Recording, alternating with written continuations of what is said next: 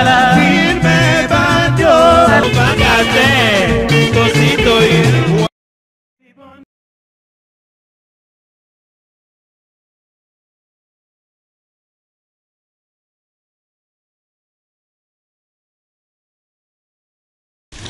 Je l'ai annoncé, mesdames et messieurs, pour cette première émission de l'année 2021. Nous recevons sur ce plateau l'artiste et musicien Marie-Paul Aticha Belessi, patron de Wenge Paris, qui est à Kinshasa depuis quelques jours. Et Marie-Paul, bonne année. Bonne année, Iafa. Bonne humeur, n'a pas l'air. Non, c'est bon. Qui m'est Béton. Béton. Bon. Marie-Paul, yo zoni kwa muyibi kwa Kinshasa ndeni kozonga na watu saosi ya mukile pasuka eza pa kimbombi mais yele kwa muyibi na butu to comprendre te biso be lito ya kalokola miyibi tozonga lokola miyibi tokoyele sur lokola miyibi ezate kozali na nyongo mozo kima est-ce que boyebi jour José akoya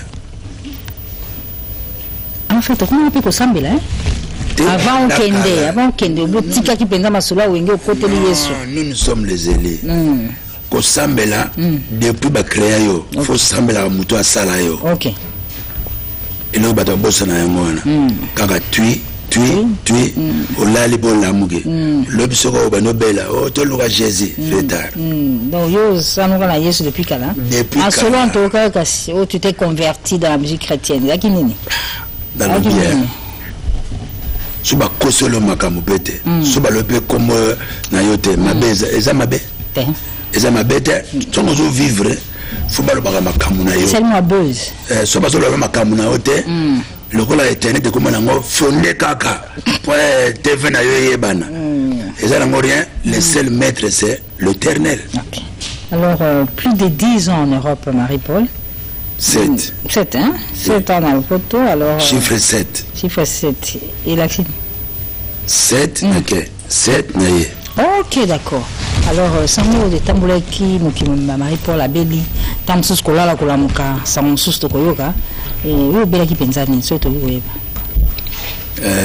mutu basalio nzamba salio o etikali pe yo. OK. Kamba yo sabino le non contrôle carpe kendaka contrôle pour ezala bien so ngaso na beli soko beli eningisi mokili soko za mutu asango donc faut balandela yo bayeba pourquoi ba tout na beli c'est normal na belaki na beli so na zali na bakokoso mais mimicho yo complet. Très bien. Dieu a fait, c'est fini. Alors kozon na Kinshasa ya penda point là aux Zongiawa. C'était pour quelle action d'abord? Mais nous sommes musiciens, les à base. Les à base, kozonga na ngai et puis na minute et ça m'a bombarder. Ndai bonani. Loba. Pour mon Congo ça ni nzamba tindi béton. Fatigue mbombi. Donc là j'étais au monter na ye couvre-feu.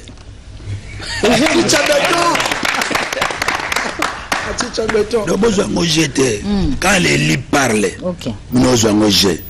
Quand on battait ko kende, bo modinda, ozwanga trop tard. Achicha. Béton, nzamba bisaki no we bloqué. OK. C'est fini.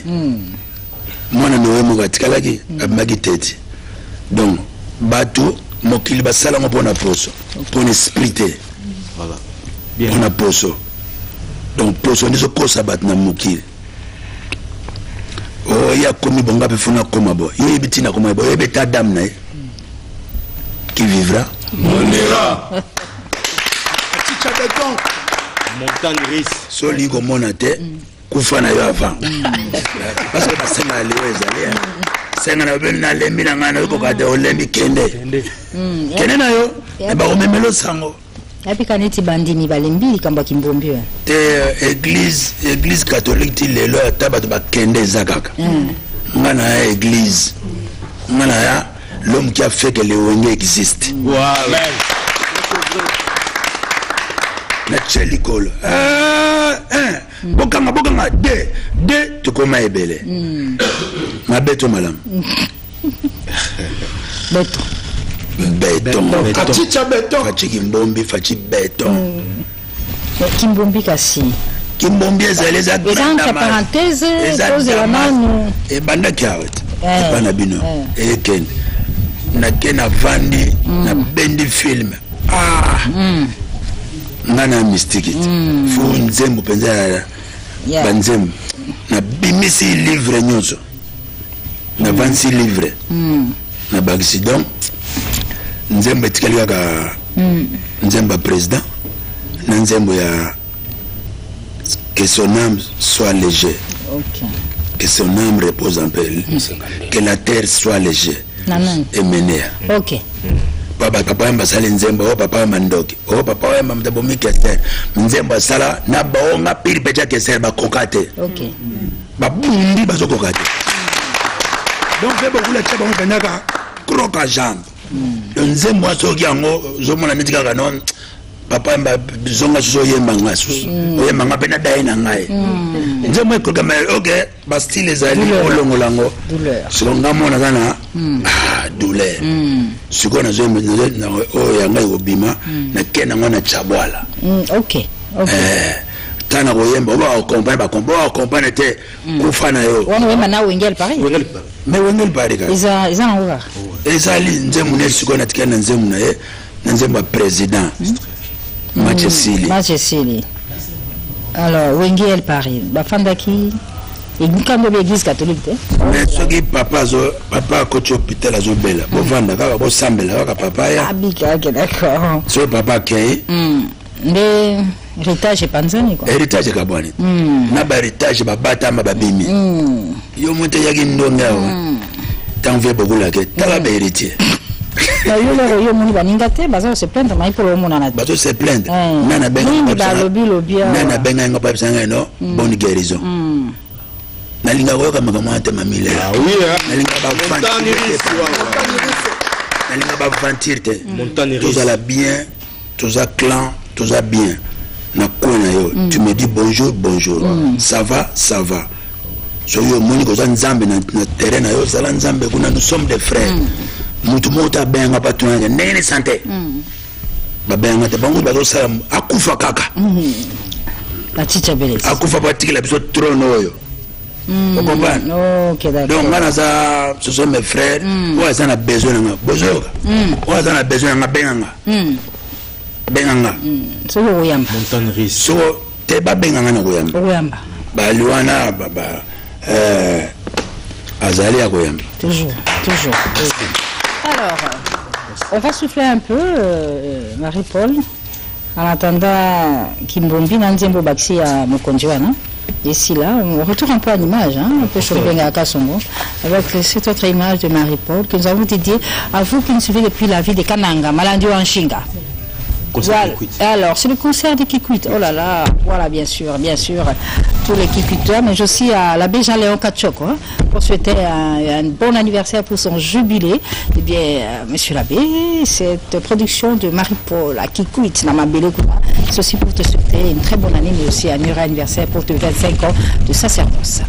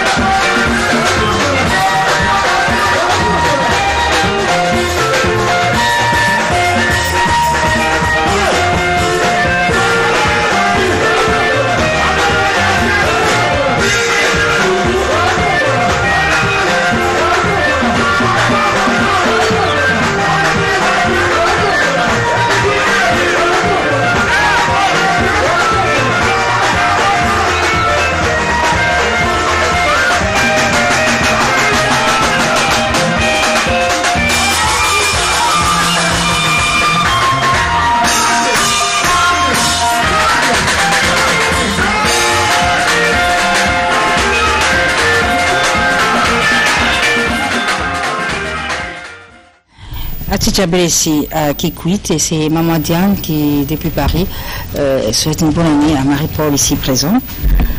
Marie-Paul, ils ont Mboula Sika. Tu sais pas où il y a en bonne santé, en tout cas, oui. Nous pouvons nous faire merci. Dimanche, ils ont un vœu à Marie-Paul, de Tobani Mboula Boy. Ils ont occasion à la vœu de l'eau. Parce que Marie-Paul a bien, il a dit, bon, c'est bon, mais le vœu de Marie-Paul, le roi Pelé, et Banananan. Oui, et Banananan, ma mère. Ok. Ma mère, Mandorota, la princesse de la lumière. Donc, anniversaire, il y a trop, anniversaire n'est pas à Gilobi. Ok, d'accord. Et puis, il y a Frésia Kokonangai. Ok. Frésia Osiana. Britannique. Après, nous avons Didier Ngoma, les champions. Les champions. Toujours champions. Wow. Bon, nous avons Mimi Mascotte Ngoma. Mère Kitoko, na Monaki. Nous avons na Gigi Mpe, na Houston. Kitoko tro na yogi nde so moni loko wana so moni on ba ebisinga bon tozana bave wana so pesa asna bi mère Mimi de mascotte Ngoma pasteur Walesa mosali na Nzambe ya solo ya 6h juste tant Nzamba zokita ya tongo benzi ya 6h juste. Il y a Thomas Belé, Thomas à 7h, 8h, 9h, mais il y a 6h juste. Voilà ça. Après, tout ça, on a vivant. Kalombo. Pitokas Kalombo. Vivant. Okay. Qui vivra, mourra. Donc, Tchetembe, au Monia. Il y a Pascal Richard Kiams, le fleuve Kiams. Il y a Petit Sœur Mama Rosa. Il y a Jenny Fimbo. Il y a Gelor Mampuya. Il y a Petit Nanga Coco Mignon, 28 communes. Il y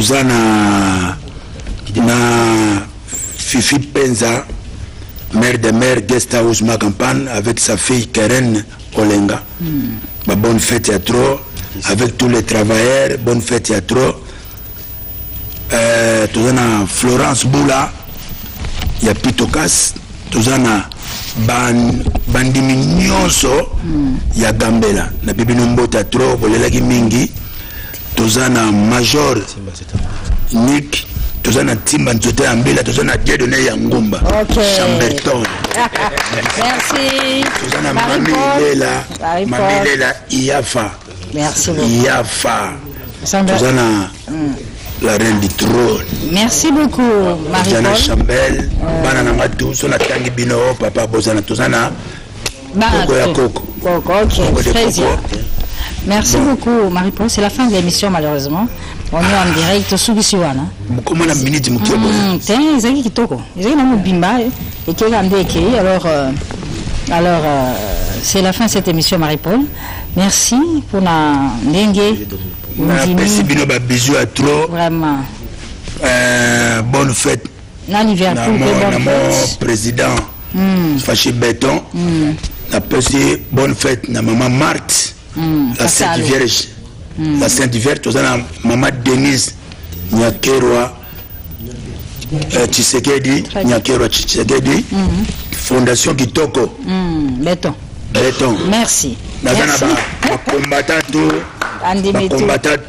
Tous les combattants, tous les bandimés, base Koyate. Merci beaucoup. C'est la fin de cette émission. C'est la fin de cette émission. Bonne année à vous tous qui nous avez suivis. C'était un plaisir d'avoir Marie-Paul sur ce plateau de Caribou Variété pour cette première émission Caribou de l'année 2021. Prochaine émission avec l'actualité musicale, c'est bien sûr le dimanche prochain où nous recevons pour vous le groupe Banaoki avec Manda Chante en tête. Au revoir et à dimanche prochain. Place aux Infos TV avec Janine Kalinga. La chanson que vous venez de suivre s'intitule Biwela Wela et elle est de l'auteur-compositeur Simolo Katondi. Avec cette chanson, nous présentons encore une fois nos voeux à Mireille Wankake qui nous suit depuis Clamart. Nous sommes en France. Bonne année à Blanchard Moussaka. Bonne année, bonne année également à Sankara de Conta. Bonne année à Mamie Lela. Alors, Blanchard Moussaka, bonne année. Bonne année. Et puis, Toji Sangwaliwa, on dans la matin. Ouais. Papa Chirassa pour la condoléance. Ouais, vraiment par attachement à l'angai, il y a une mission de la BCBG, il y a une présent à personne morale, à Papa Chéri. Après, ça va condoléance à Roger Ngandou, pour appeler de grand-mère, Koko Naï, Rubima. Samedi, tu vas à Saint-Joseph, surtout si tu as une nécropole, mon courage, et ma camarade. Donc, même si tu as un proverbe que ce soit à Zamoun, tu as bien bon à la tête. Abota toujours ma capembe. Parce que c'est pas fanatique, mais c'est aussi la seconde. Parce que papa chez la zone là, a fêté, les car pour fanatique ne va se là. Ce soit dans ma belle, t'as quoi ça rabane na moto à Toloni. Dans la concert à BT, bon, c'est pas. Quand la tête de match, et remettre la porte. Mais le gars, là, Jésus revient bientôt. Je vais reprendre sa jour, tu vas au kaka. Ok. Battre la calendrier, coller la bolamuka. On a profité de sa bonne année, la camarade de notre bande, nous sommes là, nous sommes là. Ouais, bonne année. Et puis bonne année, on est dans le gouverneur, il y avait V. Gentini Mbakangobila, V. Toza Simanayo, la PC bonne année, la tête de Maboko Bank, la PDG Ali Maimouna, la Ben Olondo Malette Mystérieuse, na Eric Ben Mobali, na Eric Poma, les gars qui sont venus encore, sans oublier Jancy Queen et Saradia. Mère Ono Luba qui de Paris, maman sociale, Alphonse Mavola, PDG Ngunda Wangunda, pressing minute, Chris Imei, le jeune déclarant la douane, et puis Odette Nzongo Yanda, mon maman Tolandi, donc, ma fanatique papa chéri, bon, on a qui s'en va là. Quand la paix bina d'amor, c'est Sabino. Eh bien, nos voeux en ce dimanche à Jean de Dieu Moulenda, du Haut-Katanga, mais aussi à Wadene Moulamba, sans oublier Ali Maïmouna, seule expérience compte. Alors, on va parler de Werason, le phénomène Werason que nous avons reçu sur ce plateau pour la dernière émission Caribou de l'année 2020. Eh bien, le phénomène Werason a confirmé sa production de juin 2021 au Zénith de Paris pour la 5e fois consécutive. Et Werason a trouvé une manière agréable de présenter ses vœux à ses fanatiques à travers cet acoustique avec cette voix en velours que d'aucuns continuent à découvrir. Cet acoustique Werason dédié à ses nombreux fanatiques, mais qu'il dédie personnellement à l'honorable Guy Mafuta Kabongo Munayala, l'élu de Chikapa. Werason en acoustique. Avec Werason. Ouais. Un acoustique qui a été beaucoup apprécié par la fondation Ouida de l'honorable sénateur Guy Luando Mboyo, l'élu de Chapa, à qui nous présentons nos vœux le meilleur pour cette nouvelle année avec cet acoustique en velours de Werason. Alors, Sankara de Conta. Ouais, Mamie Lela, en tout cas, bonne année, na yo, bonne année, na Dieu donné un Ngumba, en tout cas, acoustique à Werason, à Kamwisi Batu. Parce que ma voix velours boy rosa misi rosa na expérience akoyemba ko bando kosola mingi po velours po bimisa ngosa la mutokola na miliki donc eyembe lio wera yembi non rien à voir ba fanatique na etu ba sepeli ya moni cadeau ya bona no wera so na pesibino ba fanatique nyo ces acoustique bo consommer yango monde bouger ba bi wera nano yemba boete et loko ni eza kando bezani nzoka wera ba gabit non. Et ça, il y a 10 ans, on a 10 secondes, on a 2 minutes, on a 2 jours. Talanenge na minute acoustique batu bakasi disque nzoka za banzembo kaka remixé ayembele li batu na ya sali bango plaisir yango moni programme toza nango ndenge toza boya en tout cas Werason roi d'Afrique tozo boka générique moko o yeza na janvier ke mema biso ti Zénith donc en tout cas ndeto bandi boy déjà janvier to koti comme nango 2021 Werason azo binisaka mukili pour le 12 juin 2021 otoza Werason tozo beta siko Zénith bato azo tuna kokota ndenge nini boye bien ninga zalaka ko parachute akobima na libuma balade akosala ndenge nini akoya na lio donc tozo banga yango mona minute en tout cas répétition na biso zo banda et puis recrutement zo continuer pour tozo kende siko Zénith ngako na kendaka nanga mais nazo banga ndako bima ndenge nini Wera en tout cas merci pour nous défendre la musique à Congo. Merci. Bonne année nanga na Papa Richard Mouyej Manguez Manse au commissaire Luala Bondé Miami. En tout cas merci Papa Richard Mouyej. Bonne année nanga na Anderson Yimbi na pesi vraiment ba bonne année et puis Moïse Kambundi les jeunes entrepreneurs azalia wa toza pe na boss yemoko golf gizola azalia wa pipozenga azalia wa kasero mulianga su bonne année na yo pi papi machozi so na en tout cas Jean Dédié Moulenda en tout cas bonne année na yo et puis Wadenia Moulamba pe déjà li maimona we rason eskazo talanga en tout cas na féliciter yo voya velour bo soza musicien moko yanga bien té beli kocheko na tiberilo Seigneur. Merci beaucoup Sankara Dekouta. Les vœux de Didier Lacoste, Pangé Maïfaudre, à tous ces nombreux fanatiques qui ont accueilli avec beaucoup de bonheur son double album, son album Double Étoile. Et en ce dimanche, en ce premier dimanche de l'année 2021, Didier Lacoste présente ce vœu à Fiston Boboli qui nous suit depuis la ville de Lubumbashi Wantashi. Juste un extrait d'une chanson de cet album Double Étoile intitulée Kumoko que nous dédions évidemment à vous tous qui nous suivez depuis la ville de Lubumbashi Wantashi, surtout Fiston Boboli. Bonne année avec cette chanson de Didier Lacoste. Il